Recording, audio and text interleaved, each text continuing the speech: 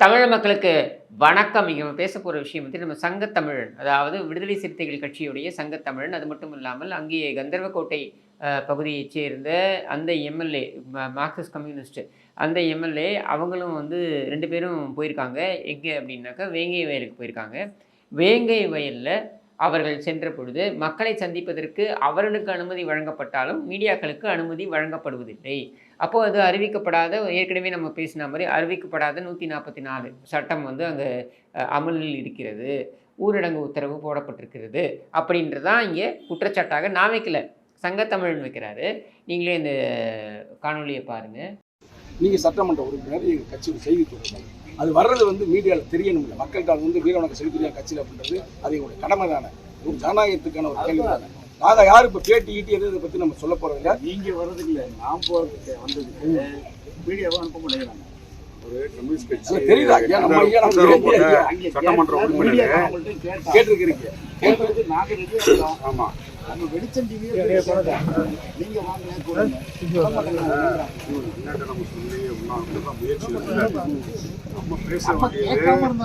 இப்போ இந்த காணொலியை பார்த்துருப்பீங்க. இந்த காணொலியில் மிக தெளிவாக சங்கத்தமிழ் என்ன சொல்கிறாரு, நாங்கள் வருவதற்கு தயார் என்று மீடியாக்கள் சொல்கின்றன.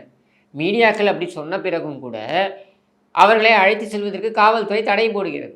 இப்போ காவல்துறை மீடியாவை செயல்பட விடவில்லை அப்படின்றத மீடியாக்கள் ஒரு விவாத பொருள் ஆக்கணுமா வேண்டாமா? இதுதான் நம்முடைய கேள்வி. ஏன்னா இதே மாதிரியான ஒரு சம்பவம் நடைபெற்றது. எப்போ அப்படின்னா 2011, 12 அந்த காலகட்டங்களில் தருமபுரியில் ஒரு பிரச்சனை நடந்தது. ஒரு சாதி பிரச்சனை நடந்தது. இளவரசன் அப்படின்ற இளைஞன் அவன் வந்து தற்கொலை செய்து கொண்டான். அது வந்து தற்கொலை இல்லை, கொலை அப்படின்னு சொல்லி அது சார்ந்து பார்த்தீங்கன்னாக்கா தருமபுரியில் மிகப்பெரிய சாதி கலவரம் ஏற்பட்டது.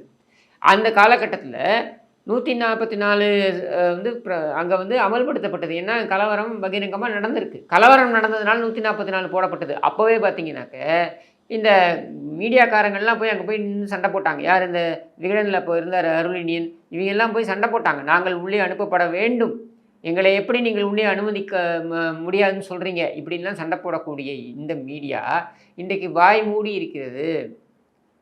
இதில் ஒருபடி மேலே போய் சங்கத்தமிழ்னு சொல்கிறார். என்ன சொல்கிறார் அந்த காணொலியிலேயே, எங்களுடைய வெளிச்சம் டிவியே, வெளிச்சம் டிவி என்பது விடுதலை சிறுத்தைகள் கட்சியுடைய சேனலாக பார்க்கப்படுகிறது, அதிகாரப்பூர்வ சேனலாக பார்க்கப்படுகிறது. அந்த சேனலுக்கே அனுமதி கொடுக்க மறுத்துவிட்டனர் காவல்துறையினர் அப்படின்றாங்க. அப்புறம் என்ன கூட்டணியை வைத்து என்ன பிரயோஜனம்? ஏன் மீடியாவுக்கு அனுமதி மறுக்கப்படுகிறது? மீடியா அங்கே செல்வதில் என்ன பிரச்சனை அரசாங்கத்திற்கு? ஒரு இயல்பான ஜனநாயகம் நடந்து கொண்டிருக்கிறது என்றால் பத்திரிகையாளர்கள், ஊடகவியாளர்கள் அங்கே அனுமதிக்கப்பட்டிருக்க வேண்டும். ஏன் அவர்கள் அனுமதிக்கப்பட மறுக்கிறார்கள்? அப்போ இங்கே ஒரு நவீன தீண்டாமை இங்கே அமலில் இருக்கிறது. இதை நான் சொல்லலை, விடுதலை சிறுத்தைகள் கட்சியை சேர்ந்த சங்கத்தமிழ்னு சொல்கிறாரு.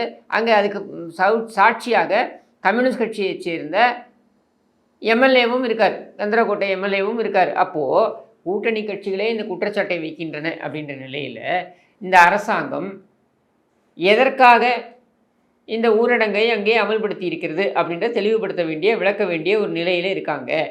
இதை அவர்கள் வெளிப்படுத்த மாட்டார்கள் அப்படின்ற நிலையில் இந்த கூட்டணி கட்சிகள் என்ன நிலைப்பாட்டை எடுக்க போகிறாங்க? ஏன் சங்கத்தமிழன் மட்டும் அங்கே செல்ல வேண்டும்? ஏன் திருமாவளவன் செல்ல மறுக்கிறார்? ஏன் திருமாவளவன் மற்றவர்களுக்கெல்லாம் குரல் கொடுக்கக்கூடிய திருமாவளவன், திமிரி ஏறு அத்துமீறு இப்படின்லாம் சொல்லக்கூடிய திருமாவளவனால் ஏன் இது குறித்து திமிரி எழ முடியல? ஏன் அத்துமீற முடியல? நீங்கள் அத்துமீற கூட வேண்டாம், உங்கள் உரிமையை கேட்டிருக்கலாமே, ஏன் கேட்க முடியல? ஏன் வாய் மூடி இருக்கிறீர்கள்? அப்போ எங்கேயோ ஒரு இடத்துல நீங்கள் சிக்கி கொண்டிருக்கிறீர்கள் அப்படின்னு தானே எடுத்துக்கணும். இதை திமுகவிடம் ஏதோ ஒரு பிரச்சனையில் நீங்கள் சிக்கி கொண்டிருக்கிறீர்கள். தன்மானம் கொண்ட, சுயமரியாதை கொண்ட எந்த நபரும் இது போன்ற ஒரு அவமானத்தை தாங்கிக் கொள்ள மாட்டான். மீடியாக்கள் வாய்மூடி இருக்காங்க அப்படின்னா அவர்கள் விலை கொடுத்து வாங்கப்பட்டு விட்டார்கள். ஆனால் நீங்கள் வாய்மூடி இருக்கிறீர்கள். இதற்கு அப்புறமும் நீங்கள் பேச மறுக்கிறீர்கள். மீடியாவை ஏன் அனுமதிக்கவில்லை?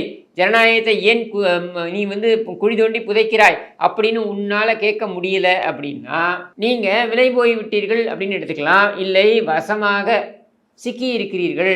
இது ரெண்டுத்தில் ஏதாவது ஒன்று தான் இருக்க முடியும். வேறு என்ன காரணம் இருக்க முடியும்? இப்போ சமீபத்தில் நடந்த ஒரு கூட்டத்தில் முழங்குறீங்க. என்ன முழங்குறீங்க?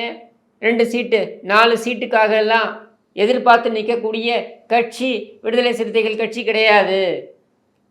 நான் 4 சட்டப்பேரவை உறுப்பினர்களை தற்பொழுது வைத்திருக்கிறேன்.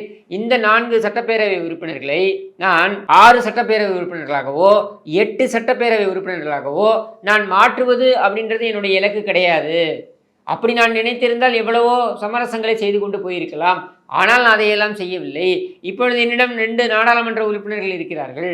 அந்த 2 நாடாளுமன்ற உறுப்பினர்களை 4ஆகவோ 6ஆகவோ ஆக்க வேண்டும் என்ற நிலை மட்டுமே நான் கொண்டிருந்தால் நான் எவ்வளவோ சமரசங்களை செய்திருக்கலாம். நான் செய்யவில்லை. இப்படிலாம் பொருள்பட பேசுகிறீங்கல்ல. என்னுடைய கேள்வி, உங்களுக்கு சட்டமன்ற உறுப்பினர்கள் இருக்கணுமோ இருக்கக்கூடாதோ அதெல்லாம் தள்ளி வைங்க. இங்கே பாதிக்கப்பட்ட மக்களுக்கு உரிமை கிடைக்கணுமா கூடாதா?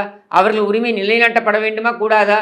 அவர்களுக்கான பிரச்சனை என்பதனை அவர்கள் பத்திரிகையாளரிடம் பேசுவதற்கு அவர்களுக்கான வாய்ப்பு வழங்கப்பட வேண்டுமா கூடாதா? வேண்டும். அப்படின்றது தான் ஜனநாயகம் அடிப்படை. அப்போ அந்த ஜனநாயகத்தின் அடிப்படையே மறுக்கப்படும் பொழுது, அந்த மக்களை வெளியிலிருந்து யாரும் சந்திக்கக்கூடாது என்று சொல்லப்படும் பொழுது, இந்த 2 நபர்கள் மட்டும் இவர்கள் கூட்டணி கட்சிகளுடைய பிரமுகர்களாக இருக்கிறார்கள், வேறு வழி இல்லாமல் இவர்கள் அனுமதிக்கப்படுவார்கள், மற்றவர்கள் யாரும் அனுமதிக்கப்பட மாட்டார்கள் அப்படின்ற ஒரு நிலை இருக்கும் பொழுது, அங்கே ஏதாவது ஒரு துக்க நிகழ்வு நடந்தாலோ அல்லது ஒரு திருமணம் போன்ற நிகழ்வுகள் நடந்தாலோ வெளியிலேருந்து யாரும் உள்ளே செல்ல முடியாத ஒரு சூழல் கூட இருக்கிறது என்கிற நிலையில் எல்லாத்தையும் மெயின் ரோட்லேயே பண்ண முடியுமா? ஒரு துக்க நிகழ்வு நடந்தது, ஒரு பெண் ஒரு மூதாட்டி இறந்து போயிட்டாங்க, அதையும் நடு ரோட்டில் வச்சு தான் அவங்க சடங்கு செய்ய வேண்டிய ஒரு நிலைக்கு தள்ளப்பட்டாங்க. ஏன்னா உறவினர்கள் உள்ளே வர முடியல வெளியூர்லேருந்து. இது என்ன மாதிரி அநியாயம்? பாகிஸ்தான் பார்டரில் கூட இது நடக்காது. இந்த அநியாயம் பங்களாதேஷ் பார்டரில் கூட நடக்காது. ஏன்னா ஊர் கிராமம் பார்டராக இருக்கும், இந்த பக்கம் எல்லை கோடு இருக்கும். அப்போ கூட மனிதாபிமானத்தின் அடிப்படையில் அலோவ் பண்ணுவான், சரி நீ போயிட்டு வா அப்படின்ட்டு. அந்த குறைந்தபட்ச மனிதாபிமானம் கூட இல்லாத அளவுக்கு வேங்கை வயல் மக்கள் தள்ளப்பட்டு விட்டார்களா? இதை நீங்கள் கேட்க மாட்டீர்களா கேள்வி?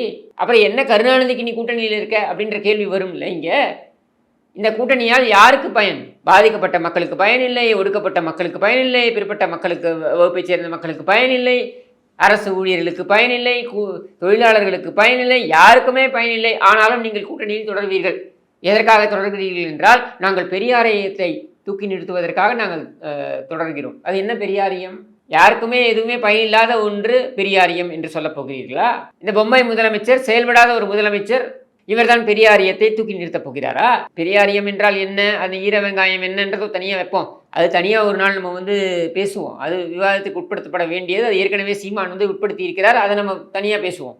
ஆனால் என்னுடைய கேள்வி, உள்ளபடியே நீங்கள் சொல்லக்கூடிய பெரியாரியம் என்று வைத்துக் கொண்டாலும், நீங்கள் சொல்லக்கூடிய ஈவேராவுடைய கருத்துக்களை எல்லாம் சமூக நீதிக்கான கருத்துக்கள் என்று சொன்னாலும், இங்கே எங்கே இருக்கிறது சமூக நீதி? அவங்க பகிரங்கமாக சொல்றாங்க. இந்த வீடியோவை பாருங்க. நீங்களும் உங்க பையனை பேசியிருக்கீங்க, மலத்தை கலந்தது உங்க பையன் தான், ஒத்துக்காத அடிச்சுக்கடல ஒத்துக்காதன்னு நீங்க சொன்ன மாதிரி தான் ஒரு வீடியோவும் ஆடியோ வந்திருக்கு. அது எந்த அளவுக்கு உண்மை, நீங்க என்ன பேசுனீங்க, எதுக்காக பேசப்பட்ட ஆடியோ அது? அது என் பையனை வெள்ளலூர்ல விசாரிக்கும் பொழுது, வீடு தரேன் நினைச்சா பணம் தரேன், உனக்கு வேலை தரேன், நீ ஒத்துக்க நீ என் பிள்ளைய அழைச்சி துன்புறுத்தினாங்க சார். அது மட்டும் இல்லாம திருச்சியில கொண்டு போய் எவ்வளோ படிச்சுட்டு இருந்த பிள்ளைய கூப்பிட்டு ஒத்துக்க, நான் உனக்கு வீடு தரேன், 1 லட்சம் பணம் தரேன், வேலை வாங்கி தரேன், என் பிள்ளைய துன்புறுத்தினாங்க சார். என் பையன் எதா இருந்தாலும் என்கிட்ட சொல்லிடுறாங்க சார், எங்க என்ன நடந்தாலும் சொல்லிடுவாங்க சார். அது மாதிரி நான் இப்போ நைட்டு 11 மணி 12 மணி எழுதி வரலாம் சார். காலையில போன பிள்ளைய நைட்டு 12 மணி எழுதி வரலாம் சார். அதனால என்னப்பா என்னப்பா இது மாதிரி ஒத்துக்கத்தனாமா 2 லட்சம் பணம் தரேன், வீடு தரேன், வேலை வாங்கி நீ ஒத்துக்கன்னு சொன்னாங்கம்மான்னு சொன்னேன் சார். அதனால நீ எவ்வளவு அடிச்சாலும் ஒத்துக்காதப்பா, ஒத்துக்காதப்பா, அடிச்சாலும் ஒத்துக்காதப்பான்னு சொன்னேன் சார். அந்த குற்றம் சாட்டப்பட்ட நபருடைய தாயார் பகிரங்கமாக சொல்கிறார். என்ன சொல்கிறார்? நான் 2 லட்சம் ரூபாய்க்கு என்னிடம் விலை பேசினார்கள், விலை போகாதே என்று என்னுடைய மகனிடம் நான் சொன்னேன். அதனால்தான் அவர் அந்த இதை பேசினோம் இல்லையா, அந்த பேசிய டேப்பைத்தான் இவர் வெளியே விட்டிருக்கிறார்கள். தாயும் மகனும் பேசி இருக்கிறார்கள். இது எப்படி வெளியில் வர முடியும்? அப்போ ரகசியமாக டேப் பண்ணியிருக்கீங்க. யார் டேப் பண்ணியிருக்காங்க? கண்டிப்பாக தன்னுடைய மகனிடம் பேசுவதே அந்த தாயார் டேப் பண்ண மாட்டாங்க. தன்னுடைய தாயாரிடம் பேசியதை மகன் டேப் பண்ண போகிறதில்ல. அப்போ யார் டேப் பண்ணாங்க? ரகசியமாக ஒட்டு கேட்கிறீர்கள். ஒட்டு கேட்பதன் காரணமாக நீங்கள் அதை வெளியிடுகிறீர்கள். அதை யாரை வைத்து வெளியிடுகிறீர்கள்? உங்களுடைய கைத்தடிகளை வைத்து, சமூக வலைதளத்தில் இருக்கக்கூடிய உங்களுடைய கைத்தடிகளை வைத்து, மீடியா மஃபியாவை வைத்து நீங்கள் வெளியிடுகிறீர்கள். இதுவே ஒரு அத்துமீறல். எப்படி அந்த குடிநீரின் மலம் கலந்தது ஒரு அத்துமீறலோ, எப்படி அங்கே இருக்கக்கூடிய நபர்களை எல்லாம் நீங்கள் மிரட்டியது ஒரு அத்துமீறலோ, எப்படி அங்கே யாருமே உள்ளே நுழையக்கூடாது அப்படின்னு ஒரு ஊரடங்கை, அறிவிக்கப்படாத ஊரடங்கு ஆனால் அமலில் இருக்கக்கூடிய ஊரடங்கு என்று செய்திருக்கிறீர்களோ, இதெல்லாம் எப்படி அத்துமீறலோ அதற்கு நிகரான அத்துமீறல் தான் அவர்களுடைய மொபைல் ஃபோனையெல்லாம் ஒட்டு கேட்டிருக்கீங்க. எதற்காக ஒட்டு கேட்கணும்? அப்போ ஏதோ ஒரு இடத்துல ஒரு விஷயத்தை மூடி மறைப்பதற்காக நீங்கள் இத்தனை வேலைகளை செய்கிறீர்கள். இதற்கு காவல்துறையை துணைக்கு வைத்திருக்கிறீர்கள். காவல்துறையுடைய பிரதான வேலை இதுதான். ஊரில் ஏகப்பட்ட பிரச்சனை நடந்துகிட்டு இருக்கு, அதையெல்லாம் காவல்துறை சென்று கவனிக்காது. உங்களை காப்பாற்றுவதற்கும் நீங்கள் நினைப்பது போல மடைமாற்றம் செய்வதற்கும் தான் மீடியாவும் காவல்துறையும் இவர்களெல்லாம் தூண்களாக பார்க்கப்பட வேண்டியவை, சமுதாயத்தின் தூண்களாக பார்க்கப்பட வேண்டியவை, நம்முடைய நம்பிக்கை நட்சத்திரமாக இருக்க வேண்டியவை. ஆனால் இவையெல்லாம் விலை போய்விட்டன அல்லது ஏவல் துறைகளாக மாற்றப்பட்டு விட்டன. அவ்வாறாக மாற்றப்பட்டுள்ள காரணத்தினால நீங்கள் என்ன பண்ணுறீங்க? இங்கே இப்போது அந்த மக்களை துன்பப்படுத்துறீங்க. உங்களுடைய கூட்டணி கட்சி தலைவர்கள் முதுகெலும்பு இல்லாமல் இருக்கிறார்கள்ன்றது இந்த வீடியோக்கள்லேருந்து தெரிய வருது. அது மட்டும் இல்லாமல் விலை பேசுகிறீங்க. அப்போ எந்த குற்றத்தை யார் செய்திருந்தாலும் நீங்கள் நினைத்தால் அந்த குற்றவாளியை மறைத்து விடலாம். யார் அந்த சார் என்பது இதுவரையில் தெரியாது இருப்பது போல. இன்னும் சொல்ல வேண்டுமென்றால் மற்ற குற்றம் சாட்டப்பட்டவர்களுடைய புகைப்படங்களை எல்லாம் ஃப்ளாஷ் பண்ணக்கூடிய நீங்கள் இதுவரையில் ஈசிஆரில் சம்பந்தப்பட்ட குற்றம் சாட்டப்பட்ட நபர்கள் நாங்கள் கைது செய்துவிட்டோம் அப்படின்னு சொல்லக்கூடிய நபர்களுடைய புகைப்படம் எதுவுமே வெளியே வராமல் பார்த்து கொண்டதாக இருக்கட்டும். அவர்கள் தான் செய்தாரான்றது நமக்கு தெரியாது. பிடிபட்டதாக நீங்கள் சொல்கிறீங்களே, அவங்க மேலே என்ன வழக்கு போட்டிருக்கீங்கன்றதும் இது வரைக்கும் முழுசாக நமக்கு தகவல் வரல. எஃப்ஐஆர் தகவலை கூட கசிய விடுறீங்க. அதாவது அண்ணா பல்கலைக்கழகத்தில் இருக்கக்கூடிய அந்த மாணவியுடைய, பாதிக்கப்பட்ட அந்த மாணவியுடைய அந்த எஃப்ஐஆரை கசிய விட முடிந்த உங்களால் இந்த தகவல்களை வெளியே எந்த செக்ஷனில் நீங்கள் போட்டிருக்கீங்க கேஸு அப்படின்றத கூட வெளியே சொல்ல முடியல. இது வரைக்கும் நீங்கள் தகவலை அதிகாரப்பூர்வமாக விடலை. அப்போ நம்முடைய கேள்வி இங்கே என்ன வருது? இந்த ஆட்சி யாருக்காக நடந்து கொண்டிருக்கிறது? இந்த ஆட்சி மக்களுக்காக நடக்கலை. உனக்கு ஓட்டு போட்ட மக்களுக்கும் நடக்கலை. ஆனால் அந்த மக்களே சொல்கிறாங்க. நேற்றுக்கு போட்ட வீடியோலையும் நீங்கள் பார்த்துருப்பீங்க. அந்த மக்கள் சொல்கிறாங்க, உங்களை நம்பி தானே ஓட்டு போட்டோம். 1964 உங்களை நம்பாமல், உங்கள் யாரையுமே எதிர்பார்க்காம நாங்கள் இருந்தோம், ஆனாலும் உங்களை நம்பி தானே ஓட்டு போட்டோம் அப்படின்னு சொல்லிட்டு அந்த மக்களையும் நீங்கள் மதிக்கலை. உங்களுக்காக துணை நின்று இன்று வரையில் நீங்கள் ஜம்மம் அடித்துக் கொண்டிருக்கிறீர்களே, அப்பனும் மகனும் போய் ஜம்மம் அடிச்சிட்டு இருக்கீங்களே, ஊராக போயிட்டு 200 தொகுதி 200 கூவிட்டு இருக்கீங்களே. அந்த 200 தொகுதிகள் கிடைக்க வேண்டும் என்றால் உடன் இருக்க வேண்டிய அந்த கூட்டணி கட்சிகள் நம்ப வைத்து கழுத்தறுத்து விட்டார்கள் அப்படின்ற நிலைக்கு இருக்கின்ற அந்த கூட்டணி கட்சிகள், அவர்களையும் நீங்கள் மதிக்கலை.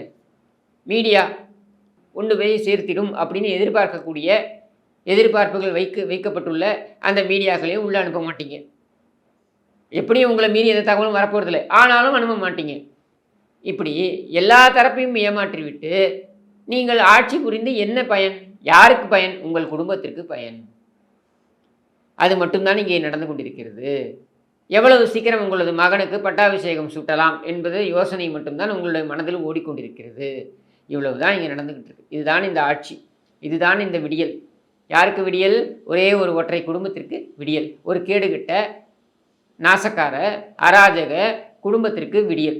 அதற்கு ஒரு அராஜக கும்பல் துணை நிற்கிறது அப்படின்றது தான் இன்றைக்கு தமிழகத்துடைய நிலை என்று கூறி விடைபெறுகிறேன். நன்றி, வணக்கம்.